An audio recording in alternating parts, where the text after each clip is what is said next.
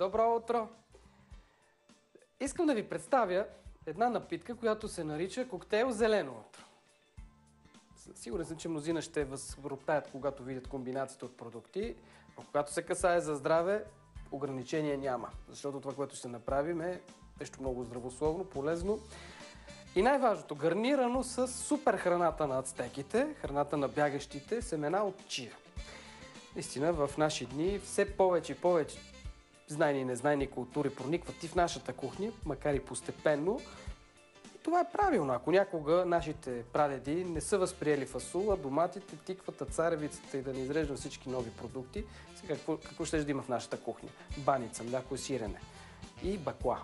Обаче, затова ние в наши дни трябва да приемем новите храни, когато имаме полза от тях и можем да си разнообразим менюто. Става дума за семената от чия. Тази култура, която представлява салвия, семената на салвия, само че в Мексико расте това растение, е с 5 пъти повече калций от млякото. А това е много важно за децата, защото най-вече момичетата между 10-та и 14-та година натрупват цялото количество калций, който е нужен за организма. И за да не страдат от остеопороза, много трябва да наблягат на консумацията на калций. И не само те, разбира се, всички деца трябва да хапват. И когато не обичат сирене, а то е много богато на калций, знаем, може да подправяте напитките, салатите, супите с семена от чия. 1 до 2 супени лъжици, според всички специалисти, се отразяват изключително благоприятно на организма. Много богати са и на омега-3 масни киселини. Много важна съставка, която знаем, че помага в превенцията с раковите заболявания. Също така са богати на още много вещества. Не мога да ги изредя всички, но мисля, че това, което досега казах, е достатъчен мотив да се престрашите, да опитате. Това, което ще направим за днешния ни коктейл, наречен зелено утро, е киви, колкото и да е странно, спанак. Аз съм коментирал, че сокът от спанака е много полезен. Никой не ми вярва, обаче когато се опита, нещата са различни. Казах вече, за здравето си струва. А спанака безспорно е от най-полезните храни, когато се консумира в сурово състояние. Един от вариантите е да го направим на сок. Така, дори не е нужно да казвате на близките, че сте сложили спанак. Показвате им зелената напитка, те си пиват и са здрави, свежи и доволни. Слагаме 4 броя киви в блендера. Ще ги комбинираме за сладост и за повече аромат с праскови, в случая от компот, 2, 3 или 4 половинки според големината. Да преминем към коктейла. Слагаме сега прасковите, 1 кофичка кисело мляко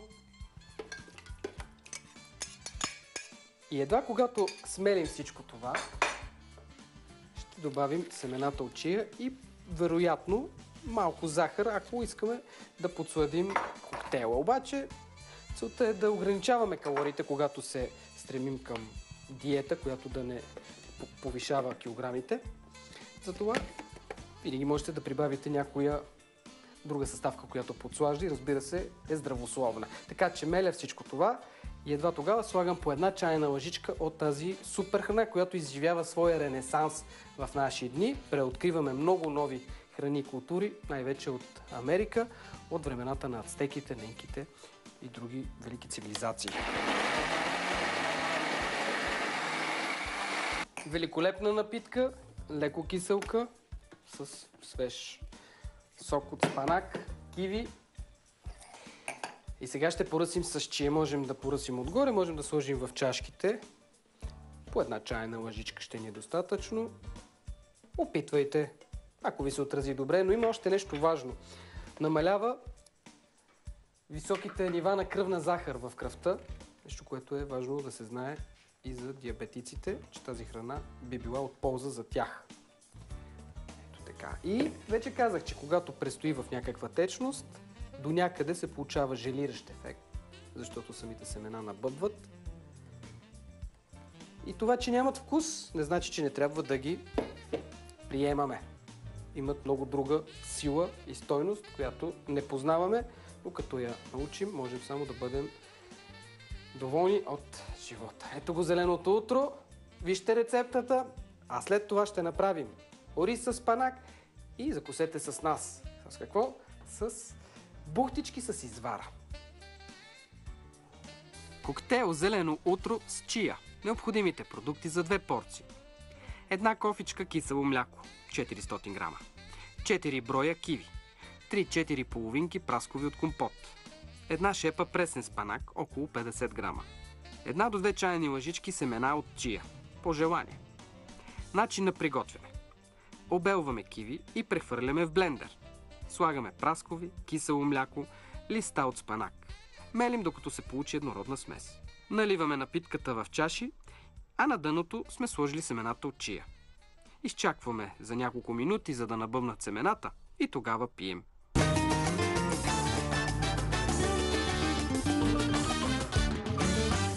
Бухтички златисти. Вкусни са, сладки са. Направени с извара, орех и любов. Ще зарадват всеки мълчуган.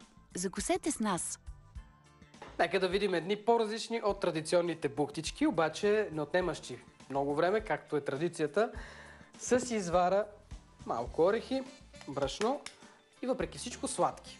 Какъв е проблема? Едни бухтички да бъдат сладки, нищо, че са със сирене. В крайна сметка самата с извара, прощавайте, в крайна сметка изварата е безсолен продукт, диетичен, нискокалоричен, но пък за сметка на това пърженето променя нещата и се получава някакъв баланс. В тази рецепта интересното е, че жълтъци не се използват, а само белтъци на 2 яйца. Мисля, че това ще е една също чудесна закуска за децата, заради голямото количество извара, а това е ценен продукт, богат на калций, белтъчини, няма сол, нещо, което също е полезно и затова можем да я използваме по този начин, защото ако директно предложим на някой дете да си хапне извара, сигурен съм, че ще откаже. И също няма да повярва, че е много добре да си хапва филийка с извара, пък било и то посолена или подправена с нещо. Слагаме към двата белтъка 200 грама извара. След това добавям брашно. То е не пълна чайна чаша, но ако трябва да сме точни, приблизително 80 грама. Всичко това започвам ето така да разбърквам с вилицата. Поръсвам с малко захар, 1 до 2 супени лъжици. Нека да е по-малко. После ще оваляме бухтичките в кристална захар, докато са топли. Те така се и хапват. Както и повечето тестени пържени закуски. И комбинацията до тук няма да е пълна, ако не сложим орехови ядки. Само че ще ги смеля. Иначе ако са цели, няма как да ги оформим. Нашите вкусни бухтички за закуска. 50 грама. Една малка шепичка, натурални орехови ядки. Мелим ги и ги смесваме тук. Така най-лесно ще стане с ръцете, за да се получи едно тесто. Нещо съвсем добре. Най-важното е хубаво да разпределим белтъка и после можем или с ръце да оформим топченца. Те не трябва да са големи, а да са мънички, за да може бързо да се изпържат и да се сервират. Ако ги направим прекалено големи, ще остане в сърцевината една сурова част.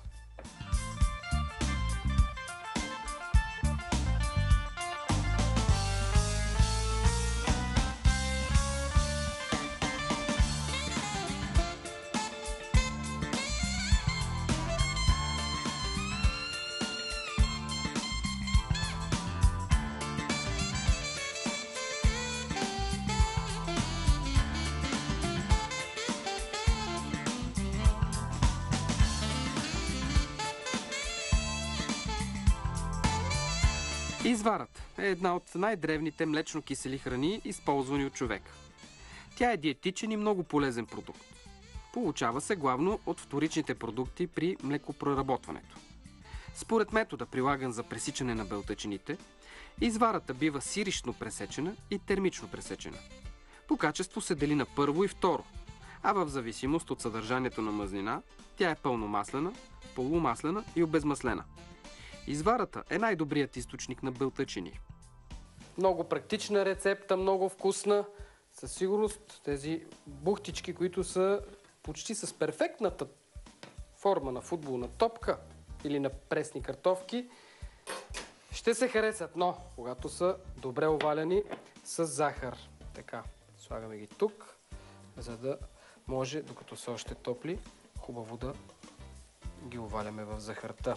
И пържим за кратко, достатъчно е по 1-2 минути да престоят в тигана. Хубаво е също така да не прегрявате мазнината. Ако използвате фритюрника, 170 градуса е идеалната температура, при която бухтичките ни ще се изпържат равномерно. 1-2 минути, не повече. Така, това е. Напитката я показахме. Тя е зелено утро.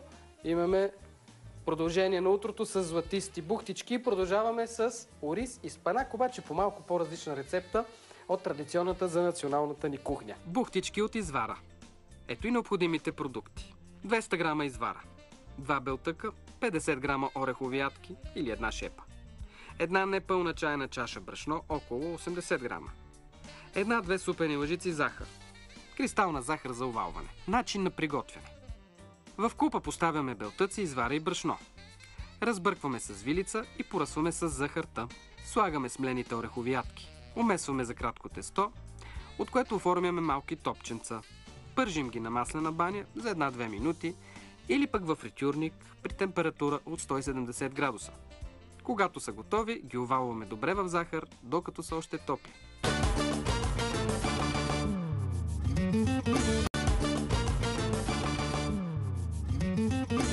Зелени ястия има много, но рис с панак и домати, който опита, ще се засити до насита.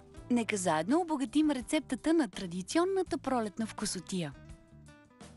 Нека видим и класиката спанак с ориз, обаче по малко по-нетрадиционен начин от традиционния. И това, което е нетрадиционното, е, че обогатяваме ястието с повече зеленчуци. Зелена чушка, домати, по възможност пресни, но и с консервирани ще станат нещата.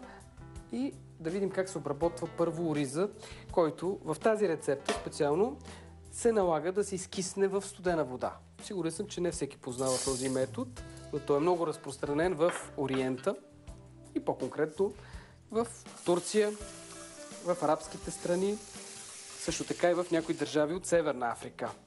Така ориза набъбва и после се вари в по-малко вода. Тук няма да правим ястие, което ще е сочно или с някаква кремообразна консистенция, а ще бъде по-скоро сухо. За 20 минути, запомнете, е много добре да накисвате ориза преди да го готвите. Винаги ще усетите по-различна консистенция. За вкус не можем да говорим, защото вкуса е следствие на подправките и на някои готварски техники. Пържене, задушаване и така нататък. Ще трябва да нарежа 2 стръкчета пресен лук. Ще опитате едно много вкусно постно ястие, което можете да си приготвите винаги, когато ви се дояде спанак. Когато няма пресен, има замразен. Обогатявам ястието чрез бадеми. Тях ще ги запържа в малко мазнина, може би само една супена лъжица. Така че първо наливам една супена лъжица от олиото. Дори да не е още горещо, не ме притеснява. Слагам, изчаквам хубаво да се запържат, разбърквам периодично, след няколко минути ще са готови. Тогава ги прехвърлям в купичка, за да мога да продължа с следващите съставки. А те са, както вече казах, една чушка, която ще почистим. И ще нарежем на купченца. Всичко трябва да се реже на малки купченца. Ето я. И нашата зелена чушка, която започвам да нарязвам. И внимаваме да не прегорят бадемите. Може да е излишен този съвет, но съм длъжен да го направя, защото има един момент, в който много бързо ядката прегаря. И тогава става горчива, а и по-лошото е, че мазнината, която остава, също приема горчивината. Сега наливам още олио, за да преминем към следващия етап. Задушавам едновременно чушката, лука. Всичко това трябва да бъде за кратко време, след което ще прибавя и домата, нарязан на същите купчета, на каквито нарязах чушката. Едно кратко, иначе казано соте или запържване, обаче терминът си е много точен, защото наистина се отнася само до запържването на зеленчуците в много малко олио, при висока температура и за кратко време.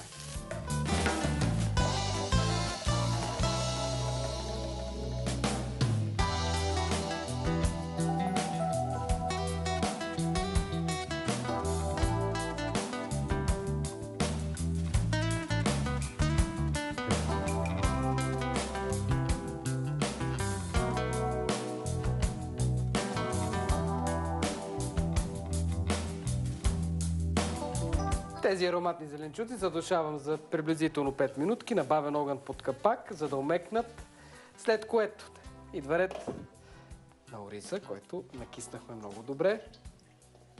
Ето колко хубаво набъбна и ще го сложим, след като го отседя още по-добре, тук в нашата падела или голям тиган. 200 грама. Поне за 5 порции ще ни стигне това количество, ако слагаме средно по 250 грама ориз. Така. Сега, докато го задушавам, колкото да се поеме малкото останал зеленчуков сок, ето така на умерен огън, ще подправим с нещо специално. Нещо, което съм сигурен, че ще се изненадате. Обаче, ако опитате, мисля, че ще ви хареса. Спанак и кимион. Ето това е една интересна комбинация от източната кухня. Затова са използвали още в Египет и в древността и като лечебно средство. И в случая ще го прибавим към нашия спанак. Можете да опитате малко преди да сготвите цялото ястие, дали ще ви хареса и ако ви допадне, слагате накрая, ето сега, заедно с вече запържения или по-скоро задушено рис, слагам спанак. Приблизително половин килограм след като го изчистим, иначе около 600 грама. Приблизително. Само го нарязваме ето така на по-едри парченца, все пак е хубаво да се усеща. И тогава наливаме половин литър вода. Сложихме 200 грама ориз и водата не трябва да е 600 мл, защото от спанака ще имаме достатъчно течност, а също така имаме и немалко сок от чушките и от доматите. И след като всичко оставим да къкри на бавен огън под капак, за да не се изпарява водата, колкото е по-ниска температурата на задушаване, толкова по-добре, за да не се изпари водата, поръсвам накрая с ядките. Никога не слагайте ядките в началото, поне на това ястие, защото те се разводняват, не се разпадат, обаче стават водни, не са хрупкави, а чара е, когато поръсим ястието с хрупкавите бадеми, които ще нарежа след малко на филийки или някакви парченца, но да не са цели. Това е целта. Ето сега само разбъркам колкото да смеся всички тези продукти. Остана само да посоля. После, ако трябва, ще прибавим и наливам водичката, която трябва да е вряла. Можете да го сложите в фурната и на по-ниска температура да го изпечете, а може и ето така на най-ниската степен на котлона да изчакаме да стане готов ориза. Ето. Великолепен аромат, който накрая ще бъде подсилен и с хрупкавите бадеми. Мисля, че мога вече да ги нарежа на парченца, тъй като не са горещи.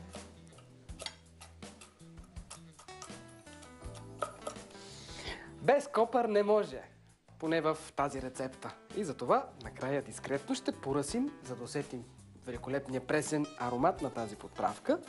Като ще го наситня, ще поръся чинията, до някъде да създадем и по-красив вид на нашето ястие. Ето така, много обичам с пресни подправки да декорирам чиниите. А също така и са сушени, зависи от това какви са те. Нашият ориз е готов, тук ще си го приближа към паделата. Много добре. Така го харесвам. Сочен.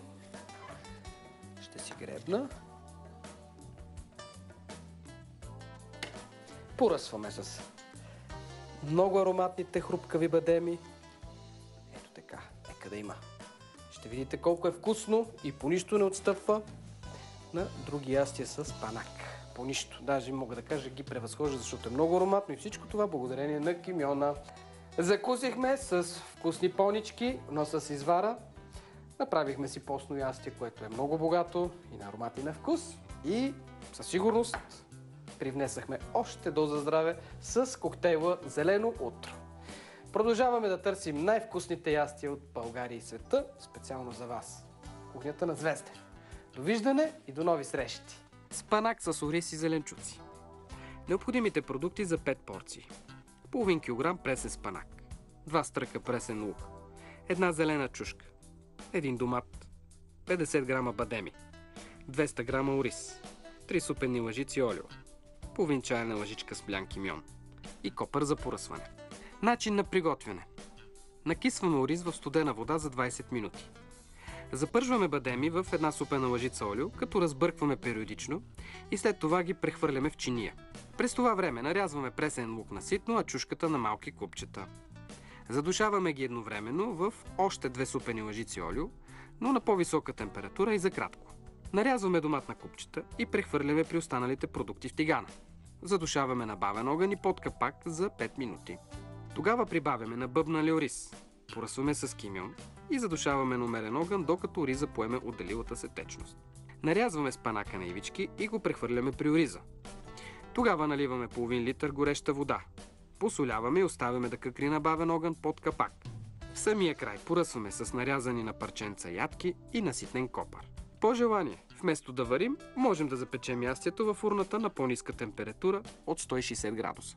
Началото на работната седмица ще започне с новата ни рубрика «Пожелахте да сготвим», в която ще ви покажем как да си приготвите кашкавал пане, както и подходяща към него салата. Другото ни предложение за основно ястие е за агнешко, но с зелен фасул.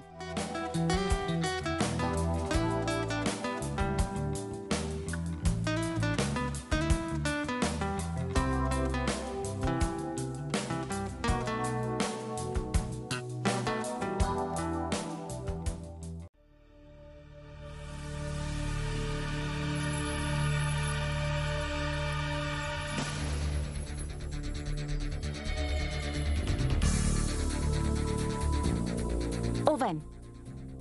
Стабилизирайте отношенията си на работното място. Сведете глава, смирете гордостта си и се извинете на колегите си, ако сте ги засегнали заради невъзможност да надмогнете егото си. Телец.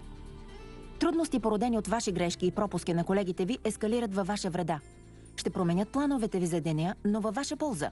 Запазете спокойствие и разчитайте на себе си. Близнаци. Денят ви носи добри приходи. Без да осъзнавате грешката си, сте в състояние да инвестирате в губещи сделки. Не допускайте ласкателства и податливост на влияние в нечия полза. Рак. Финансови проблеми във вашата фирма изискват да сте търпеливи и въздържани. Не обвинявайте вашия счетоводител и подчинените си, а се съобразете със ставащото в държавата. Лъв. Не вземайте прибързани решения и не допускайте да ви манипулират. Избегнете влошаване на отношенията с колегите и деловите си партньори, само защото се чувствате неразбрани. Дева. Задълбочаването в работата и умението ви да разпределите правилно времето си ще ви донесат успех и признание. Не е желателно да пътувате заради неотложни задачи и разсеяност. Везни. Не допускайте да ви оказват натиск и не изпадайте в противоречие с принципите си. Бъдете сдържани и хладнокръвни. Не реагирайте емоционално на това, което става около вас. Скорпион. Женете успехи, ако не сте прибързани. От вас зависи да избегнете загубите. Възможен е конфликт с обкръжението ви заради нежеланието ви да се подчините на неписаните служебни закони. Стрелец. Възможни са загуби заради вашето противопоставяне на колегите. Поемете инициативата на работното си място. Ще се наложи да се натоварите с повече задължения, но ще се справите. Козирог. Не бъдете прекалено доверчиви. Не са изключени финансови загуби. Всяко ваше решение може да има неочаквани последици. Ако се наложи, променете плановете си. Не търсете нова работа. Водолей. Не поставяйте прибързано ново начало и не предприемайте пътувания зад граница. При запознанство наградете планове за съвместно делово сътрудничество. Бъдете реалисти. Риби. Забравете емоционалните си изблици, ако някой търси вашето съчувствие. Не очаквайте бързо и лесно решаване на финансови проблеми. Спорни отношения налагат да заведете дело. Вашата лична година от рождения ви ден до 31 декември е трудна, изпълнена с препятствия и проблеми. Не търсете помощ, а се справите сами. Начинанията са забранени.